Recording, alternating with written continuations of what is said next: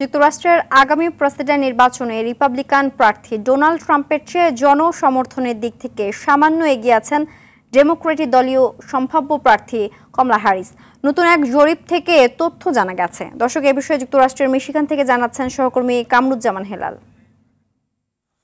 যেমনটি বলছিলেন, যুক্তরাষ্ট্রের আগামী প্রেসিডেন্ট নির্বাচনে রিপাবলিকান প্রার্থী ডোনাল্ড ট্রাম্পের চেয়ে বেশি জনসমর্থনের দিক থেকে সামনে এগিয়ে আছেন ডেমোক্রেটিক সম্ভাব্য প্রার্থী কমলা হ্যারিস। রয়টার্স এবং ইপসোসের নতুন এক জরিপ থেকে এই তথ্য জানা গেছে। অর্থাৎ দুই দলের মধ্যে ব্যবধান কমেছে।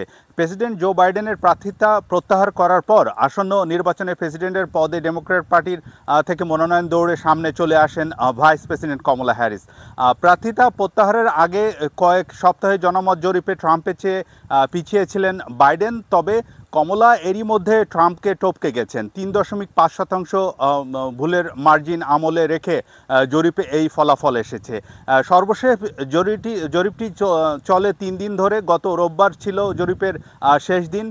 ফলাফলে দেখা যায় যে ভাইস প্রেসিডেন্ট কমলা 43% নিবন্ধিত ভোটারের সমর্থন পেয়েছেন। সাবেক মার্কিন প্রেসিডেন্ট ডোনাল্ড ট্রাম্প পেয়েছেন 42% সমর্থন। এই বিষয়ে আমার কাছে এই ছিল সর্বশেষ।